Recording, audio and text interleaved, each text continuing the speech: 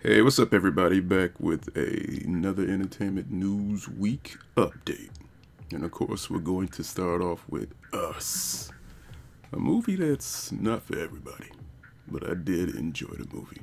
One thing about the movie, though, is that it did leave me.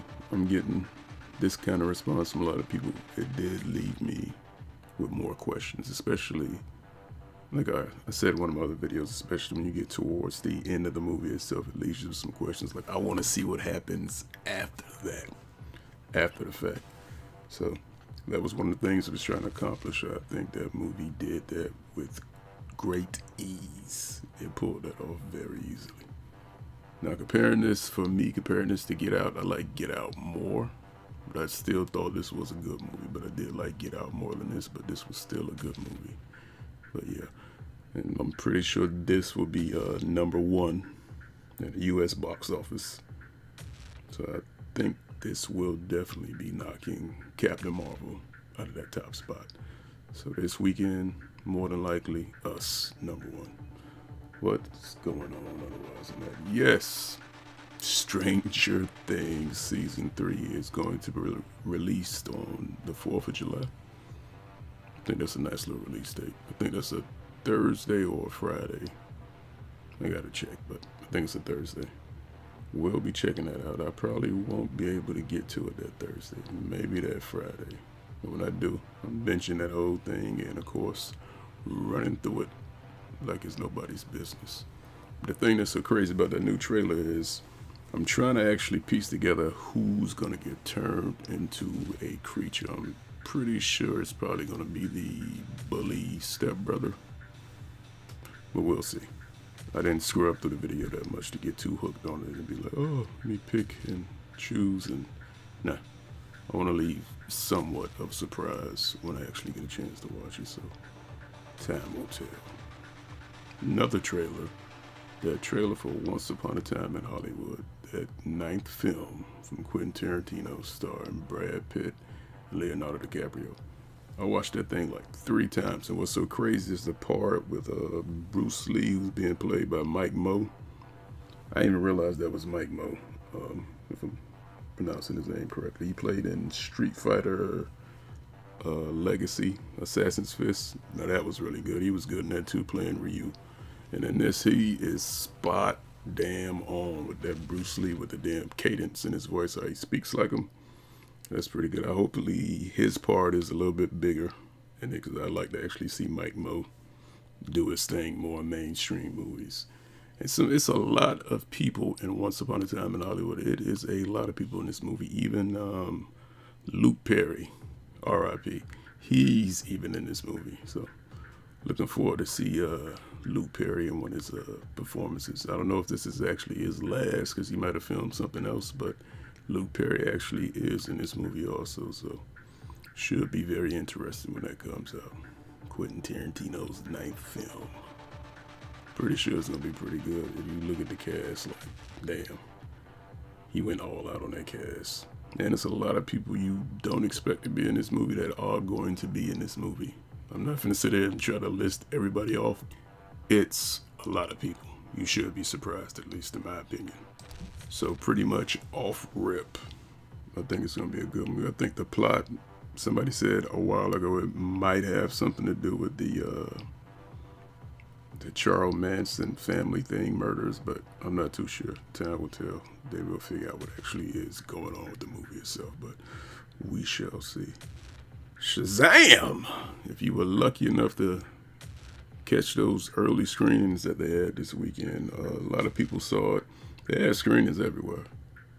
Because I even checked in my area and they had like at 2 or 3 places, which surprised me. I didn't get a chance to go see it, but didn't think it was going to be that many early screenings, but it actually was. That was a pleasant surprise. And the early reviews are in, and people are saying that it's pretty good. They are ranking it up with, I guess they said like Aquaman, Wonder Woman.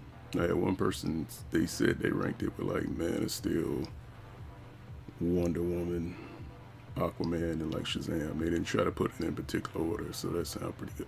And they had some spoilers out there, which I'm not going to say, but the spoilers were actually good because there was a couple of questions I had about as far as the story itself with the little extras, and they actually did put it in. So kind of looking forward to checking this movie out because that was a pleasant surprise for some of the extras and scenes in this movie. I didn't expect they would do this in this actual first movie, but they did.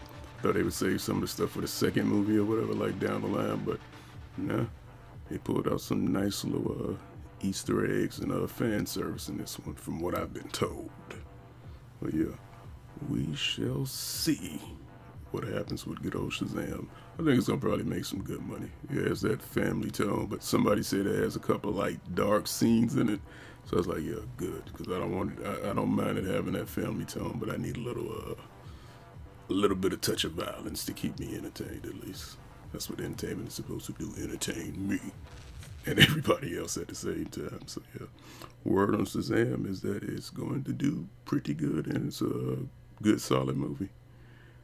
But until I get my chance to see it, I'll have to go with I guess the early reviews of it and what everybody else is saying. Until then, something else, yeah.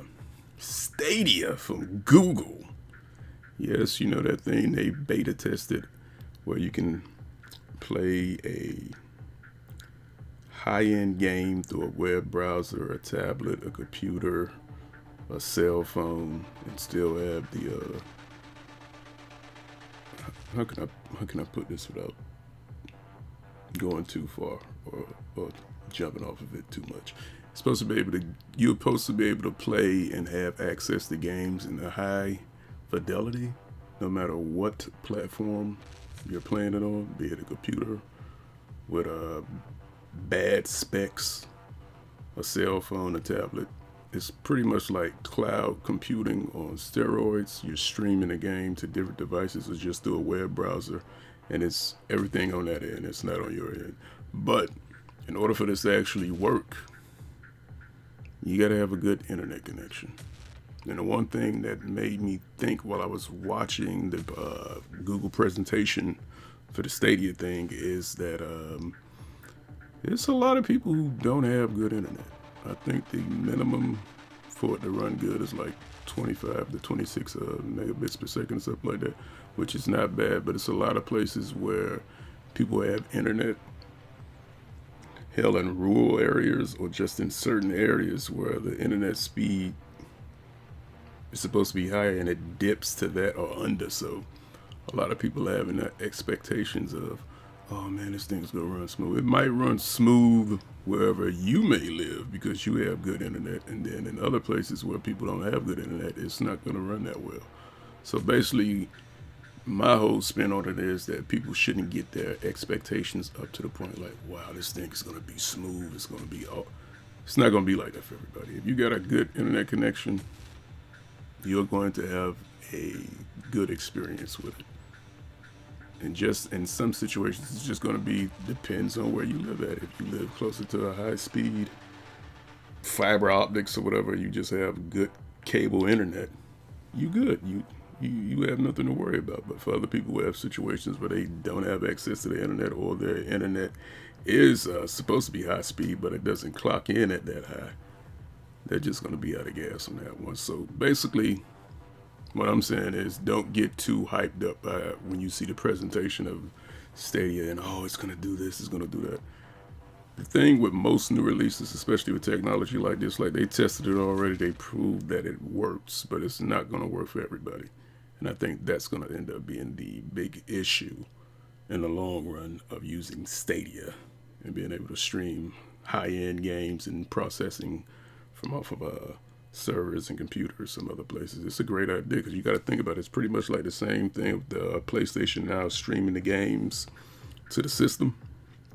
It's pretty similar, but being Google has the infrastructure already and the back end to do it with ease because they got most of the stuff and they have the servers, they have everything.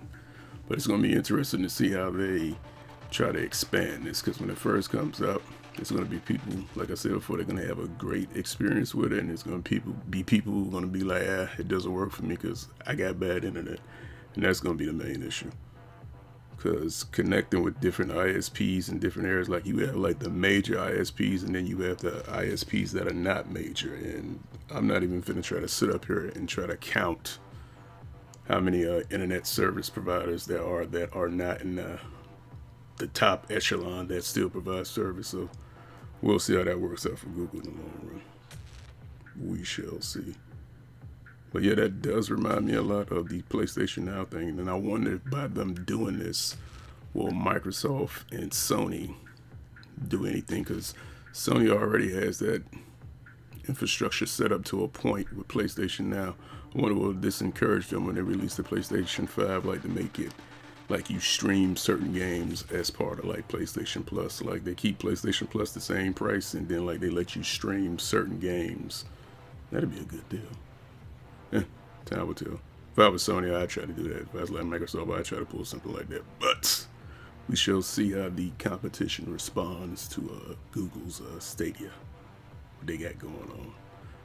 And otherwise than that, oh yeah, Captain Marvel. I thought by now it would have probably hit the billion mark.